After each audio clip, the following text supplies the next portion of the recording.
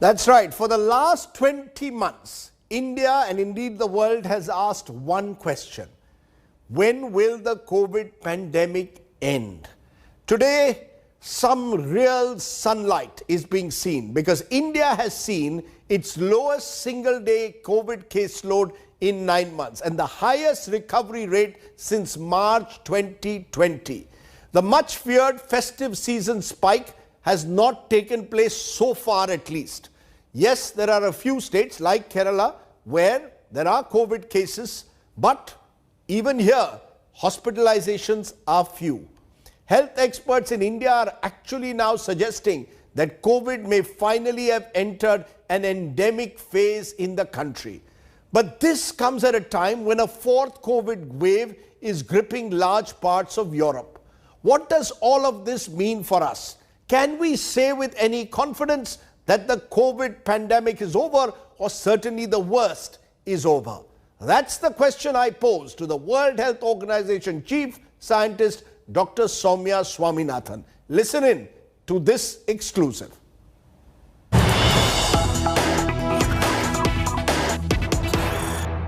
Give us the big picture, because we are getting reports that COVID is rising in Europe. Many believe Europe has become the new epicenter. Some countries like Germany, 50,000 cases in a day, a 50% jump in the last few weeks alone, cases rising for the 6th week. And then you've got India, where consistently cases seem to be under control, barring possibly Kerala. What's your sense of the big picture?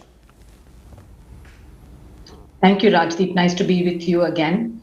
Yes, looking at the global picture, in fact, I think the first thing for us is to recognize that this virus hunts down people who are susceptible and whom it can infect. The virus hasn't gone anywhere. It's out there looking for people to infect. Let's look at Europe, which is the region which has had the biggest jump in cases. Half the global cases today come from Europe. 3 million cases a week we had. Half came from Europe. And similarly, we had about 50,000 deaths. Half came from Europe. So it's very concerning. Now, in Europe, you can look at two sets of countries. There's a set of countries which has fairly high vaccination coverage, let's say above 70% fully vaccinated populations. Mostly these are Western European countries. They are seeing increase in cases because what happened is that there is some degree of relaxation or a lot of relaxation of public health and social measures. People are moving, everything's opened up, there are gatherings, and masks are not being mandated in many countries in indoor settings. Some are and some are not.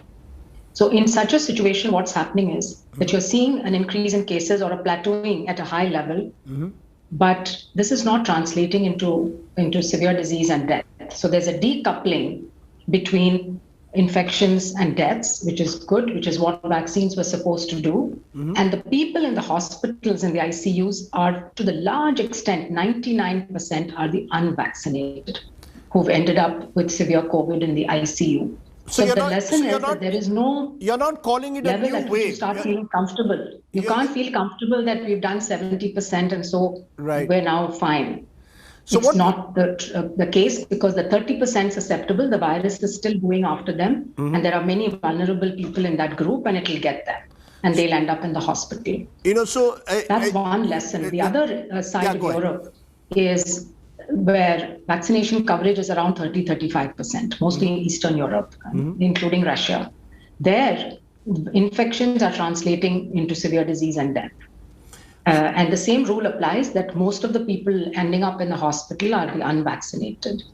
So we need to focus on covering the gaps, whatever the gaps are, completing those gaps, starting with the most vulnerable, of course, the elderly. It's important to have 100% of our elderly, vulnerable, frontline workers fully immunized.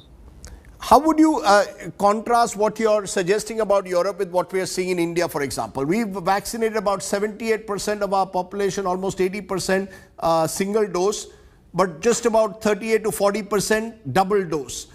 Is that the major gap, the major fear that you still have, that not enough adult Indians are still double dosed, which is why we cannot with any comfort say that we've actually got ahead of the virus? I agree with you. I think that there's no space or room or time for complacency. We need to focus on making sure the second doses are given to the huge number of people. I must say that's an incredible achievement to have vaccinated, to have given 70% of our adult population one dose, but we have to give the second dose. And we need to make sure that there's 100% coverage and then move into the under 18 years, but we can talk about that later. And in addition to focusing on vaccination, let us not lift all of the precautionary public health and social measures and individual behaviors like the mask wearing, particularly like a focus on ventilation and open windows and doors and having and not getting into mass gatherings at this stage. I do think we need to continue with that as well, because we're seeing in Europe and other countries which lifted that, thinking they are protected by vaccination, they were hit hard by a surge. So you're saying, importantly, that vaccinations is critical. Vaccinations perhaps may not stop you from getting infected, but they certainly will protect you from potential fatal disease or hospitalization. Am I correct?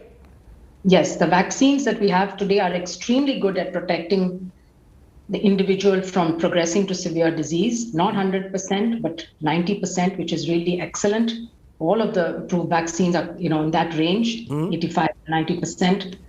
But because the Delta variant is so transmissible, these vaccines are not able to protect fully against getting infected. So 50, 60%, that in that range. What about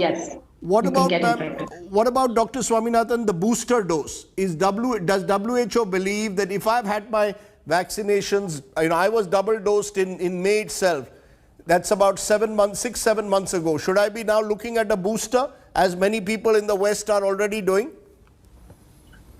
We're looking at this very carefully, and I think there are two aspects here I would like to highlight. The first one is the scientific, the data-driven policy which needs to be made. We shouldn't jump into boosters because we need to know at what gap, like you said, is it 6 months, is it 12 months? Who needs it? Do all adults need it, or just, above a certain age group? And which vaccine? The same vaccine that you got before, or a different vaccine to give you the best response? So these are questions that are currently being answered in studies. There are, of course, a few reports from countries, particularly from Israel, which have shown some dramatic waning of immunity. But again, I want to emphasize that waning of antibody response does not equal a waning of protective efficacy against severe disease. We have other parts of the immune system. So we're tracking the data, and SAGE, our advisory group on immunizations, will come up with a policy on boosters in due time when there is enough evidence. The other is the equity angle, both within countries and between countries. We need to focus on getting the people who are most vulnerable fully protected, and then think about boosting, because there are still limited supplies of vaccines in countries and globally, and we need to use them wisely. We need to bring down deaths. We still have 50,000 deaths a week. It's just the counted deaths. The real ones are probably higher than that. We need to get that. That's the acute phase of the pandemic that we need to address before we start thinking about preventing and controlling the infection itself. For that, you will probably need to boost immune responses, but that's the next phase. We haven't even addressed the acute phase, and we still haven't covered the adult populations fully. So let me paraphrase once again what you're saying. You're saying on boosters, yet there's no clear policy of WHO. We are still in the process of drawing one. And the priority remains at the moment to ensure that the most vulnerable are fully vaccinated before we move into the stage of the booster. Am I correct? Yes, and we would like every country to go back and review their coverage by risk group and really focus on the risk groups, there will always be people left behind in every country. And so we need to cover them because they are the first ones who are going to end up in the hospital if you have an infection surge. You spoke about vaccine equity, and there are various issues that emerge from that.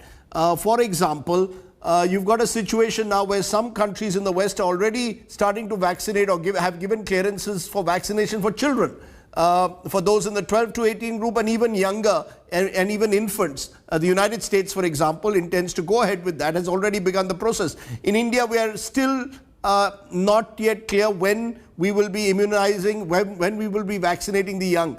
How important do you believe that is going to be, vaccinating infants and young teenagers? So, again, we have to focus on what's most important. And like I said earlier, we need to focus on reducing the deaths, reducing the impact on the health system, helping economies go back, society go back to normal. And that is when you have confidence that people are not going to get ill and end up, in huge numbers in hospitals. And who are those people? They are generally the people who are above 50 or 60 and people with underlying comorbidities and illnesses, or those who are in professions who have a high risk of exposure, like the healthcare workers and other frontline workers. So full coverage of those populations will give good confidence to countries that, that they may not face a huge But is WHO supporting the drive to ensure that children are vaccinated, or should children be last priority? In our prioritization roadmap, children come as the last priority, except for those who have underlying illnesses, which make them at higher risk. And there's a list of diseases, which many children have, or a few children have some chronic illnesses, which may put them at high risk, or their immune systems are weak. And for such children, they can use vaccines which are approved for children. So the WHO has the BioNTech Pfizer vaccine approved for children above 12, and other data from other developers. As it is received by WHO, it will provide, the updates. So on the one hand, you will have the regulatory approvals for vaccines to be used in children, but then the national program has to decide when and which group of children they want to start immunizing. So I think this will be a country by country decision. Right. But WHO is quite clear that because children do not get as ill as older adults do, that they do come lower down the priority list. Dr. Swaminathan, you spoke of WHO approvals. There was this huge controversy that was finally settled a few days ago over Covaxin, and whether WHO was prevaricating. Why was it not giving Covaxin approval? The Covaxin head, Dr. Ela, seemed to suggest that the negative publicity had influenced WHO. There were also those who went to the extent of saying, WHO is being unfair and discriminatory towards India. Would you want to settle that controversy once and for all? Why did it take so long for Covaxin to get approval from WHO? I'm glad you asked that question. And I don't know if I can settle the controversy once and for all, but I'll try again. Yes, the process of emergency use listing by WHO is a highly technical process. It's an independent process. It's a rigorous process. It's a non-political process which cannot be influenced by member states. The dossier is submitted by the manufacturer. It is reviewed. If there are gaps, there's a back and forth between the technical team and the manufacturer asking for more data till the dossier is completed. And sometimes this can take weeks or even months. Then it goes to the technical advisory committee, which is completely independent. It's external experts. It's not WHO staff. These experts come from about half a dozen different countries, and they're experts in different areas of vaccines. They look at the dossier and then they either approve or they come back and say, there are still questions we have, which we don't see the answers we want. So then there's again back to the manufacturer and, Now, the time taken for this varies. It depends really on whether all the questions that the committee had. The committee had the same questions for all manufacturers. They don't make up different questions or extra questions, based on who the vaccine is coming from. So the time that it has taken WHO has ranged from 45 days to 165 days. That's the range it has taken up for WHO to approve vaccines, to provide the EUL. In the case of Covaxin, it took about 90 days from the time that Bharat Biotech submitted their dossier at the end of July. They actually first submitted in the first week of July. The first submission was made, but the complete package was received end of July. It took about 90 days, November 3rd, So it's somewhere in the middle between 45 days and 165 days. Right. Some of the Chinese vaccines took the longest. Actually, there was the most back and forth with them. So I don't think that and there shouldn't be this argument happening, about, because WHO is a technical normative agency. And I think these technical processes and standards must be respected. And it their was fully independence must be independent. respected. So fully independent, no political pressure. It was a purely technical decision being taken on certain parameters. No question you're saying of any discrimination. Two other areas that I just want you to address, ma'am. One is, of course, the fear that if there is to be a third wave, it could come through a new variant. And we are seeing already the AY 4.2 sublineage of the Delta variant currently on the rise in countries like Russia, in countries like China, a few cases now in India. Is that the fear that this could be a potential variant escaping vaccines and maybe bringing upon us a complete new kind of third wave? Is that a fear?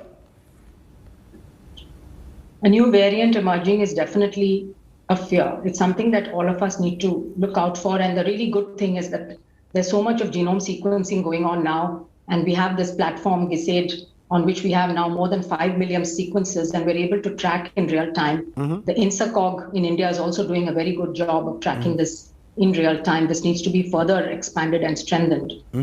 So the AY 4.2 is a sub-lineage of the Delta. Delta now accounts for 99.5% of strains being genotyped worldwide. It's only in Latin America you still have a bit of Gamma and Mu and Lambda. The rest of the world is like almost all Delta.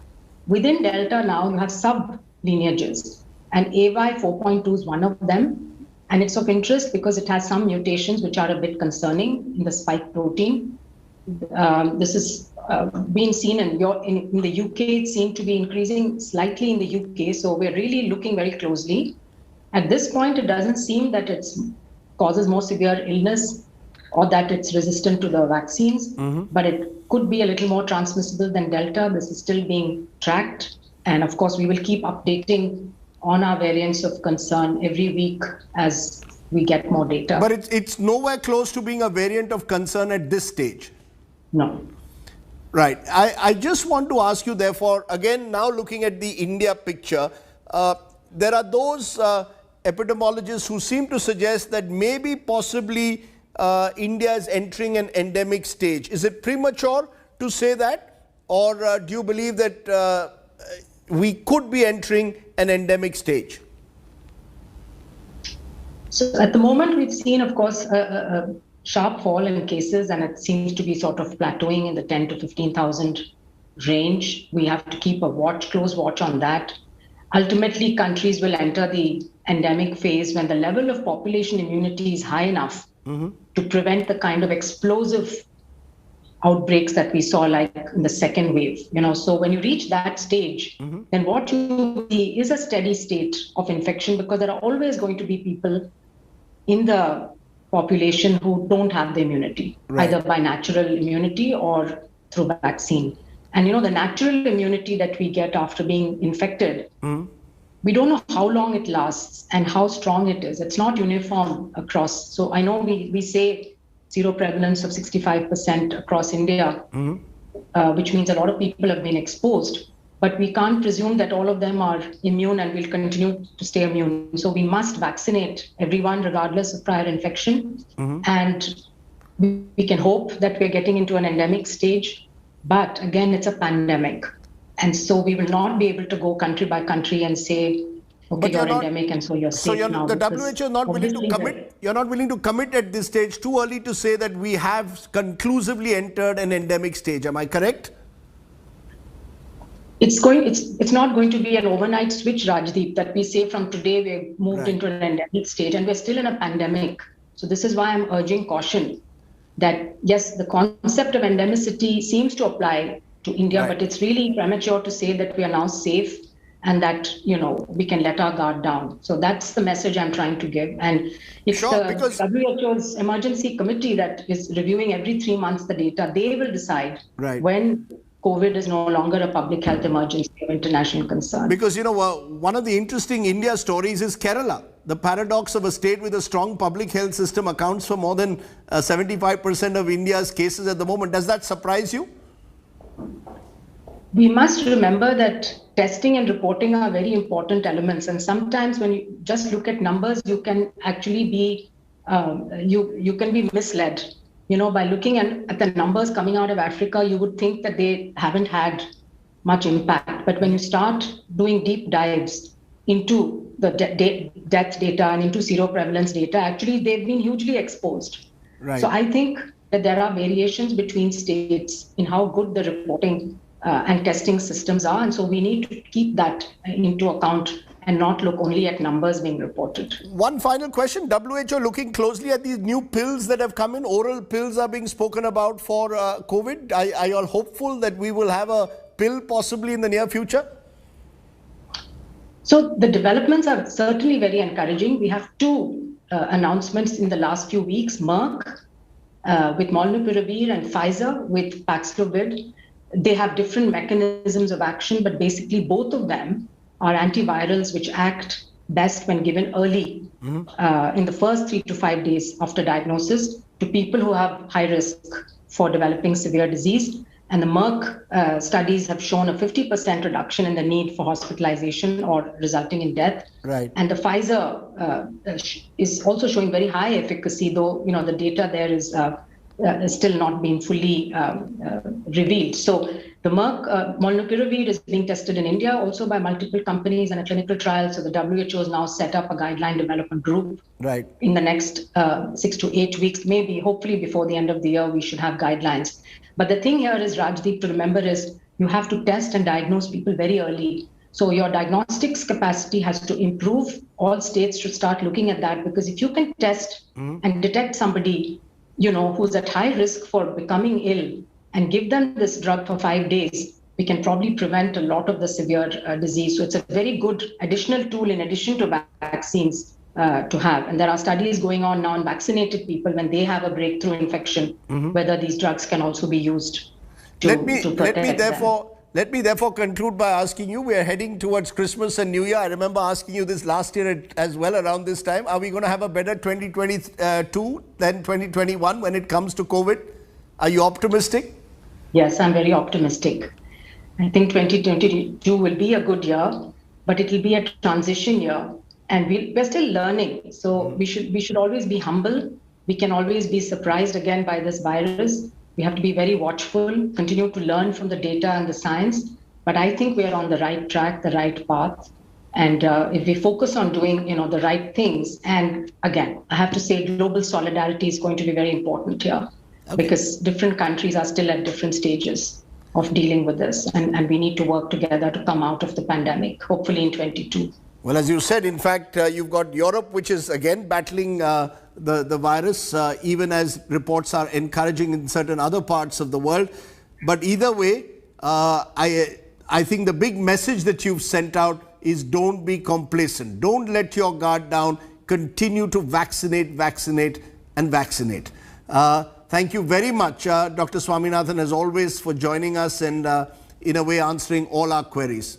Really appreciate it. Continue to mask. Vaccinate and mask. Vaccinate and mask. Yes, vaccinate and mask. And mask above the nose, not below it. Right. Nose and mouth, yes. Thank you, Raj. Thank you very much for joining me. Thank you.